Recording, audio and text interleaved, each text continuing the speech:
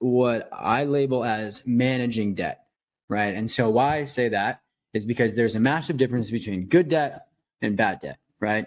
Bad debt is buying things you don't need with money that you don't have at a high interest rate with no plan on how to pay it off, right? Good debt is leveraging other people's money at no cost or a low cost to increase your value, your wealth, and your opportunities. Welcome to Biz Help for You, the show that saves you the expensive learning curve by providing advice from industry experts in every facet of the entrepreneurial journey. Too many small businesses collapse. According to the U.S. Census Bureau, 20% fail within their first year, and less than 35% make it to their 10th anniversary. The goal of this podcast is to change that statistic. So if you're interested in learning more to be a successful entrepreneur, tune in today.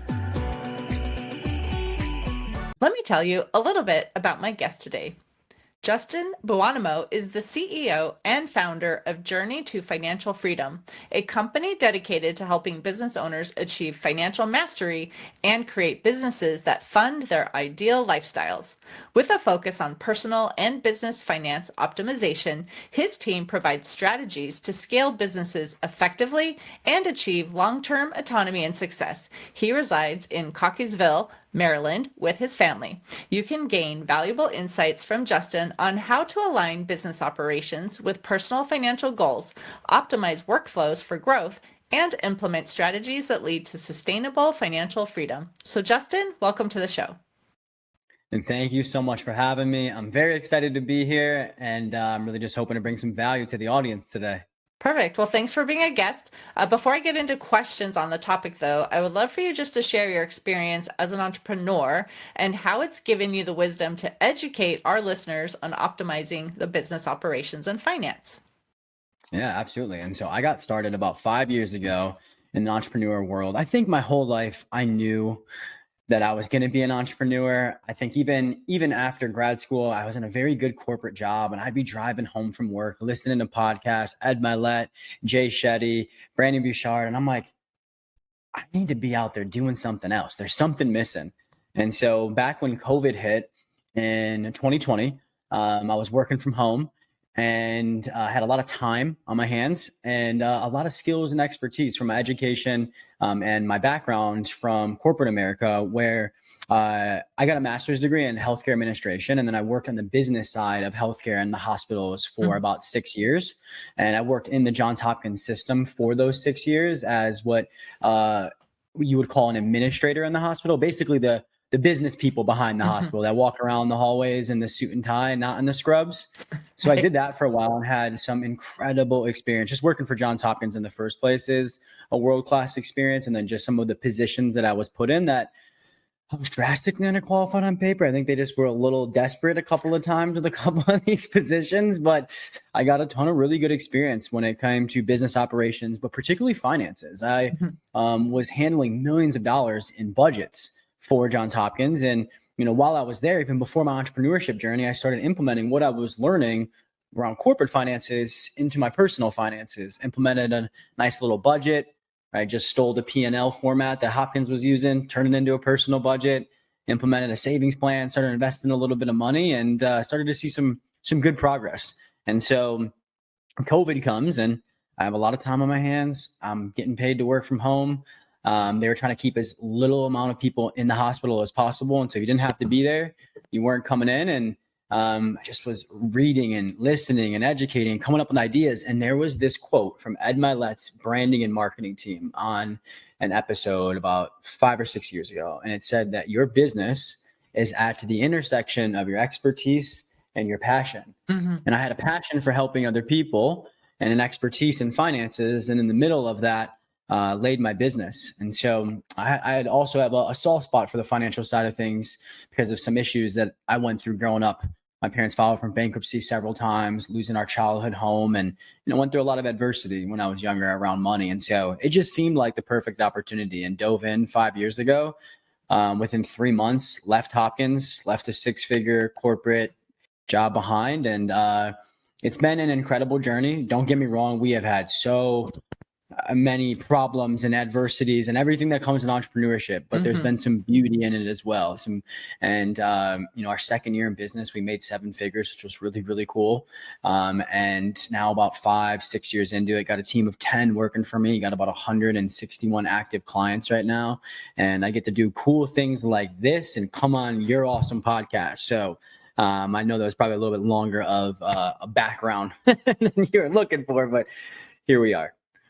Well, I do know a lot of entrepreneurs start their businesses because they do have a passion, and things had come where they had the opportunity. A lot of times maybe they didn't even think of being entrepreneurs, but here we are, opportunity presented itself. But that means a lot of times they don't know what they should be doing to have successful businesses, to have, great financial, reports that look good, and, how to put all these things together. So I would love for you maybe to first just mention, how would they align their goals in their business with the financial aspirations that they have? It's a great question. And so I always find that, entrepreneurs that have their finances in order usually do a little bit better than entrepreneurs that don't. And it's because business is already hard enough. Entrepreneurship is already hard enough. We don't have to make it harder on ourselves by not having our money under control. And money is just a beautiful tool, especially for the business. It's like oxygen for your business, and if you hold your breath long enough, the only thing you're going to think about eventually is when you're going to take your next breath. It's kind of like the same thing when you're short on money, right? But when you have a good relationship with money, you utilize it as a tool and you understand how to manage and grow it, it makes business so much better in so many ways. And so the first thing that comes to mind with your question is having personal financial goals in the first place. Actually, let me back up one more step. I always say the federal government looks at you and your business as 2 separate entities, so we must manage the money accordingly. And so with that, you need to have personal goals, right? On the personal side of things, whether that's building an emergency fund, whether that's paying off credit card debt, whether that's buying a house, whether that's renovating your house, investing in the stock market, whatever that may be. We usually advise our clients to at all times have their top 3 financial goals, not just listed out, but planned out. And so that, coupled with your expenses, right, on the personal side, is probably going to give you a really good idea of how much the business needs to pay you each month. So I'll just make up a fake easy example here, Candy. Let's just say that somebody's expenses, lifestyle, and goals cost them about $8,000 each month, right? And there's no other personal income. They don't have a spouse, they don't have a day job, right? The business needs to pay them at least $8,000 a month, right? So just keep running with that scenario. All right. Now, next step is after we figure out your personal goals, and then second, how much your business needs to pay you to come over to the personal side to cover those goals, we now need to ask ourselves, how much money does the business need to make to be able to cover that self-pay and all of your other expenses and goals as well? So let's just say fake easy number here. We go through on top of the $8,000 self-pay, you've got another $5,000 in expenses, investments, and goals on the business side that you want to attribute money to. 8,000 plus 5,000 equals 13K. So the business has to make at least 13,000 to be able to pay yourself and make everything else happen that you want to do with the money inside of the business. And last couple of steps here. Then you have to ask yourself, okay, what is my guaranteed income next month? Do you have payment plans? Do you have contracts on the books? Right? And let's just say you go through your guaranteed income and okay, you got $5,000 guaranteed coming in next month. The last step now is to figure out what is the gap between the guarantee and the needed, and how are we going to go out and make that happen? So in that situation, we need 13, we're guaranteed 5, the gap is 8. Now we're going into the month. Let's just say this is April because it's the end of March right now. This is what I do for each coming up month, right? And I'll do this exact exercise in my business and my overall finances. And okay, great. I got to make $8,000 to bridge the gap between what's guaranteed and what's actually needed to make sure everything else happens accordingly. And now I can go out and focus on accomplishing that goal because I have that objectivity and I don't have any unnecessary stress and anxiety around money of where's my money going to come from? Am I going to make payroll this month? Can I pay myself? I have no idea how much I need to make. All of that is taken away. And, this, whatever that was, a 5 to 6 step process, right? And so I'm a big fan of objectivity, just knowing the numbers. 95% of people's stress and anxiety around finances is caused by subjectivity, not being sure of the numbers, not knowing how much they need to make. Are they spending too much? Should I pay this debt off? As soon as we replace that with objectivity, 95% of people's stress, particularly business owners, usually goes away, and we can be creative and do what we started the business to do in the first place. Right. Well, my business, we're bookkeepers, right? We help with the bookkeeping and payroll and, all of those things. And it's funny because a lot of people still don't even look at reports. Like, we'll send them information. We'll even say, like, we can have a meeting. We could add, to the scope of work. We can explain everything, let you know where you are. And it's interesting how many don't really do that at all. And I know everyone is busy, especially as entrepreneurs. They're wearing like 25 hats, and it's really hard. But like you said, it's important to know your numbers and how much money do you have coming in. And one other thing I think I see more often than would be expected is people underestimating what it really costs them to run their business. So they end up short because they think they know what they need, but they really are overlooking some of those expenses, and then they get in that tough situation. So I think it's really important for them to sit down and look at those numbers and figure out what that is, so they can do what you said and figure out, what do you need personally? What does your company need to run? And now let's determine, are you going to have enough cash to cover that every month? Yeah, I think that's such a great point. And I know the headache that you're talking about, chasing some people down and getting them to talk about things that they don't want to talk about or historically avoided.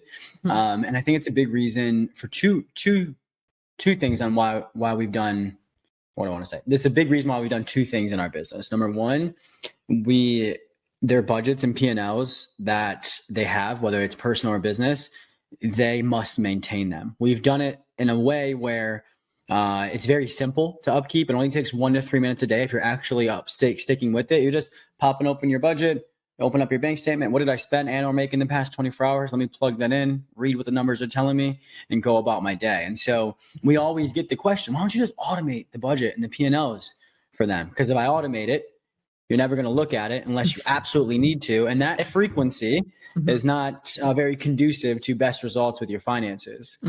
And so we make them have some skin in the game, quote unquote. So they actually, in a healthy way, are forced to look at the numbers every day. And once you look at the numbers every day, you realize it's not as scary, hard, and as bad as you thought it was. And actually, it feels empowering. And so once you can go about it the right way, I think you start to get a little addicted to actually being in the numbers instead of avoiding. The second thing is, we don't use the term coaches. We're financial coaches. Right? We don't use that lightly. Every coach that works for me is actually certified by the International Federation of Coaching. So they can actually hold that space, wear that therapist hat almost, to get to the emotions below the topic, because the avoidance has a lot to do with our trauma and our experience around money, right? Basically, our reality is a direct reflection of our actions, which are formed from our beliefs, and our beliefs are created from our traumas and our experiences in life. And so when you can get to the beliefs behind the behaviors or the beliefs behind the avoidance, usually that's when you start to get some major breakthroughs. And I always tell people, like, you don't need more discipline necessarily. You just got to figure out why you're avoiding, and inherently you'll become more disciplined. And so that's why we have done a couple of those things in our business, because we were a little sick of chasing people down and then being all surprised by the numbers that they didn't look at in 2 quarters. So we are going to also talk about, business operations and having a more efficient business too. So I would love for you maybe to share some of the common inefficiencies you have identified in business operations and what entrepreneurs can do to address them to improve their profitability. Wow, there's so many things I could go here with this. Okay. I think first and foremost is inefficiencies have to be measured. What we're not measuring, we're not improving. And so what we don't measure, we can't improve. And so whether it's money or not, I'm a big fan in KPIs, key performance indicators, basically just metrics that show you that things are getting done in the manner that you want them to get done in. Right? Very simple one. I want my sales team to close at a 40% rate. I'm measuring that. That's a KPI, key performance indicator.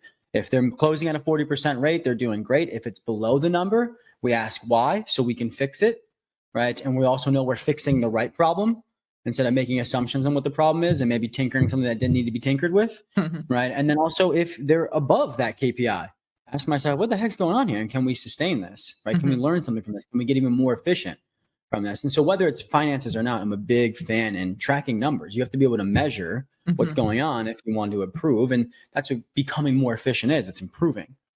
And so also being efficient is making sure you're not fixing the wrong problem. When you're not tracking the numbers the right way or tracking KPIs or metrics, you're going to make some assumptions on what the problems are. And you might have conversations with the wrong people. You Mhm. might change the wrong SOPs, and then you're in a bigger mess than you were before. Mhm. So that's one thing that came to mind. The other thing is the art of delegating without swinging the pendulum and completely removing yourself, right? So there is a balance, I think, that can be grown into and learned over time, of leadership and management, right? Management is making sure that the things that you want to get done are getting done. Leadership is making sure that everybody believes in why these things need to get done. Mhm. And so that healthy balance, right, of leadership and management that also helps us delegate. And one thing that I do every 90 days in my business is I sit down and I create a list of 3 categories: eliminate, automate, delegate. Right. Mhm. What are some things that I can do or we're doing in the business that just can be eliminated? Right. And it's funny, some of the things that pop up, it's like, why am I still doing this? Right. Let's just get rid of that. The second thing, automate. Like, what are some things that are costing me hours a week that some software or AI can just automate for me, right, for $50 a month? And then delegate usually is a list of duties to pass on to current employees or a job description for a new position. Mhm. And like, okay, what can I delegate here? And so I do that every 90 days. And so just a couple of things here, just to kind of keep it simple. Track KPIs, which is just metrics to make sure that the things that you want to get done are getting done at the level that you'd like to see them get done at. And then a 90-day check-in of eliminate, automate, delegate. And I think between both of those, it'll really help you optimize your efficiencies. Mhm.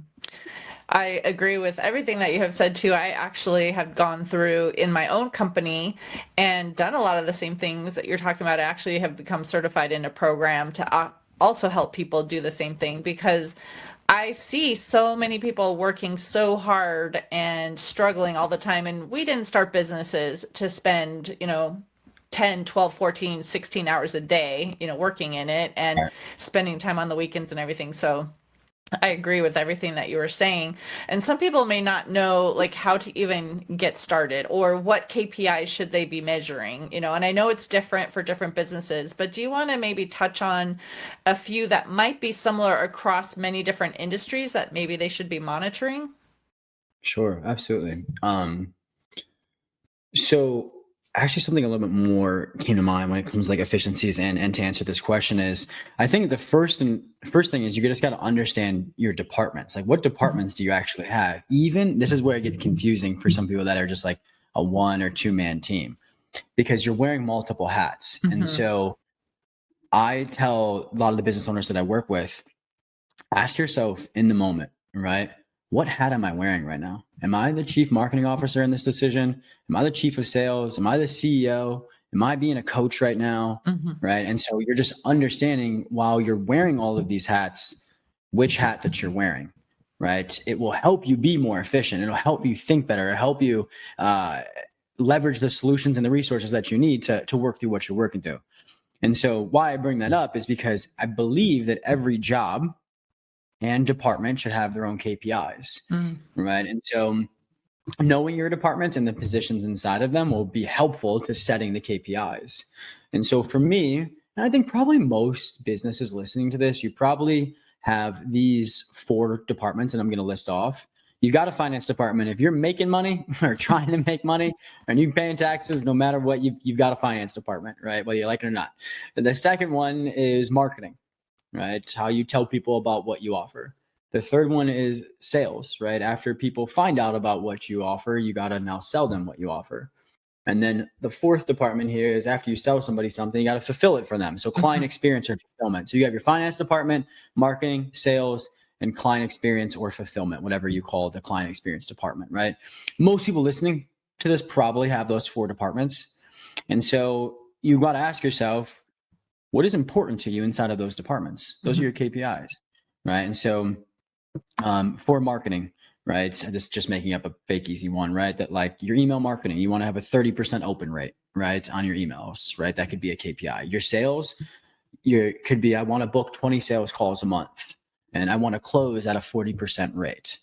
And finances could be a profit margin, depending on your industry, right? There's different profit margin percentages that make most sense. In the coaching industry, especially once you have a little bit of a team, it's usually 45% or higher is what you want to shoot for profit margin wise. And so if I'm tracking my finances and I see that we're not at a 45% profit margin, I'm asking myself why, right? And looking for solutions to enhance that so we stay hitting the KPIs that we want. And so what I can offer, I think, to answer your question is not maybe some exact specific KPIs, but more so that if you just get clear on your departments and what you want to see of those departments, right, then it becomes easy to assign KPIs. What do you want your profit margins to be? How many clicks do you want to get on your emails, right? How many times do you want to post per week on social media? How many sales calls do you want to book? How many do you want to close? And client experience wise, how many do you want them to see graduate your program? How many do you want them to see save $10,000 or more, whatever your program fulfills on, right? How many times, or like, what do you want their attendance rate to be to your one-on-ones, right? Only canceling 1 out of the 10. I'm just giving up a few theoretical examples to fit the 4 different departments. Does that help? Yes. Yeah, I just know a lot of times people, again, if they've started a business without necessarily knowing all the things that they need to do, somebody might say, I don't even know what KPIs are, which thankfully you explained, to them too, or how to figure out what they are, So I just wanted you to touch on that for anyone who's maybe listening, thinking, well, I do want to do better. I want to have more efficiency, but I don't even know where to begin. So thank you for sharing that. I think sharing the departments is really helpful because, again, the entrepreneurs do wear all of these hats and they may not think about what they're doing in like these vertical columns of type of tasks. And I think that's probably one of the most enlightening things you've shared probably today with them, to help them understand that. So I would love for you maybe just to touch again a little bit on when you're looking at your personal finances, like how you can make sure you're paying attention to that to really have the resources available when growth opportunities come up, when those struggles do come, because we do have our ups and downs in business where sometimes things are a little bit tighter. So what can they do to better manage all of that and take advantage of opportunities that come or make it through those tougher times? It's a great question. 2 things come to mind. It's 2 of the foundations that I teach, where I tell people, particularly on the personal side, this is where your money is best spent first. Number 1, building an emergency fund, which is a pot of money set aside in an accessible account that if an emergency did pop up, you'd be able to lean on those funds. And so I tell people no more than 6 months, no less than 3 months of emergency funds. And anything more than 6 months is kind of a waste of money just sitting in a basic checking or savings. And we want to have that money working for you. Anything less than 3, especially as a business owner, can be a massive risk. And so then people ask, okay, 3 to 6 months of what? Remember earlier when I said you looked at the personal side and you said, okay, between expenses, lifestyle, and goals, we need to make $8,000 a month, right? That would be that number, right? That 8,000, those are your expenses, even with goals and a little bit of lifestyle baked in. If you look at your budget and you see $8,000 in expenses, that's what you need to cover each month if an emergency popped up. And so let's just say you're somebody on this call. I'm going to try to make math easy on myself. And you're like, okay, I only want 3 months of emergency funds. I'm cool with that. 3 months times the 8,000 would be $24,000 would be your number, right? These would be funds that you don't touch unless an emergency pops up, right? And so if the business does bad 1 month, you can pull from the emergency fund to pay your bills. And then once the business ramps back up and or gets access to some type of funding, whether it's new revenue or if you're leveraging business funding, right, you can always pay yourself back, right? And then put the money back in the emergency fund. So it's a couple of a month buffer if you have some off months business wise. The second thing is what I label as managing debt, right? And so why I say that is because there's a massive difference between good debt and bad debt, right? Bad debt is buying things you don't need with money that you don't have at a high interest rate with no plan on how to pay it off, right? Good debt is leveraging other people's money at no cost or a low cost to increase your value, your wealth, and your opportunities. And so to take advantage of opportunities, number 1 is understanding how to leverage OPM, other people's money, my favorite kind of money, right? Whether that's on the personal or on the business side, right? An opportunity comes up where it's like, okay, if I put $10,000 into this ad strategy, I'm going to get 30,000 out of it but I don't got $10,000. Mhm. Or even if I do, I don't really want to get rid of it because then I'm out of all my money in my bank account. Best of both worlds, keep the money in your bank account, leverage somebody else's money, right, through some good debt and being able to capitalize on that opportunity. Mhm. Also, it's like business lines of credit are a way that a lot of businesses do make it through bad seasons, bad months, where they're like, okay, I got $100,000 line of credit with the bank, right? Next month, I'm going to be about 20,000 short. I'm going to borrow from that and pay that back strategically. And Mhm. so having money stored away for an emergency, coupled with having a good relationship with that, particularly knowing how to leverage good debt, will drastically change entrepreneurs' lives when the tough times do hit and when the opportunities do arise. Mhm. Well, I think that's why being able to monitor your finances is important too, because then you can figure out in your own business too, kind of what are those trends? Like, are there certain months that you do really well, and there's some months that maybe aren't as great just because of the Yeah, seasonality of your business, or whatever's happening with your customers. And so knowing that and planning for that, then you can have more available to you, like I said, when you need to have it, when those tougher times are coming, right? And planning for that. absolutely. And like, it's not fun when they pop up, but when you're Mhm. prepared, it's way less stressful. Right. You can still sleep at night. Yeah, exactly, exactly. And I Mhm. find a lot of times too, like entrepreneurs that have money worries are way less creative in their business because if you're Mm. spending constant time, energy, and mental capacity on worrying about money, particularly unnecessarily, right, Mhm. then you don't have that energy to be creative, to be impactful, to serve in your business in a way that will ultimately attract more money. Mhm. Right. Well, I know we are coming close to the end of the time that we have together, so I wanted to ask if you have an offer that you would like to extend to our listeners, and if they want more information from you, how can they contact you? Yeah, I'll have to get you this link. I don't know if I sent it to you yet. Maybe I did, but we have a free training that is my 4-step process for financial freedom. So, financial freedom is living life on your own terms one day, no worries of stress and complete control over your time and your energy.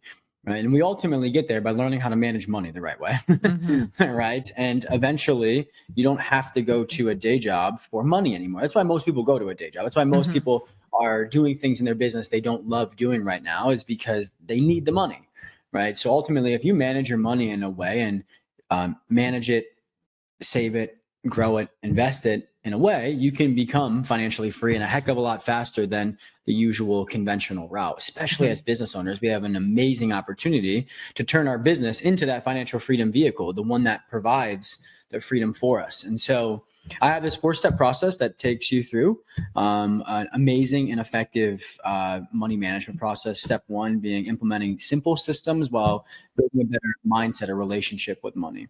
Step two, let's get a mission for your money, your strategies around your top 3 goals. Step 3 is then now we got to increase your income by optimizing your business, right? Because now it makes sense for you to make more money. That's why I Mhm. don't start there. Because you can't handle your current situation correctly. Making more money usually doesn't make too much sense. Mhm. But after steps 1 and step 2 are in place, now we can make as much money as we possibly can.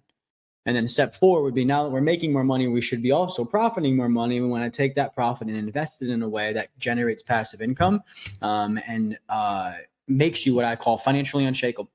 And so I've got Mhm. a free training that takes you through that 4-step process in depth that I'll be happy to share with the audience. Perfect. And how do they find that? I'm going to share the link with you. So if you want to put it in the show notes, but Okay. also I'm very active on Instagram. And Mhm. so Justin underscore Buonomo, the last name is a disaster. So you can see the spelling in the show notes as well. You can find me Perfect. there Mhm. and contact me, shoot me a message. The link for this training that I'll drop here too as well will be in my bio. And then also in my bio is a link to book a call with one of my team members if you're interested in learning about my financial coaching program. It's called The Good Steward. We do financial coaching for the faith-based and ambitious. And as I was telling you, Candy, before this, we don't specifically target business owners, but for some reason, like 60 to 80% at all times of our clients are business owners. That's Mhm. probably because they've got the personal and the business to learn how to Mhm. manage. And so we love our business owners. So if you want to learn more about how our program can help you, the link will be in my bio on Instagram as well.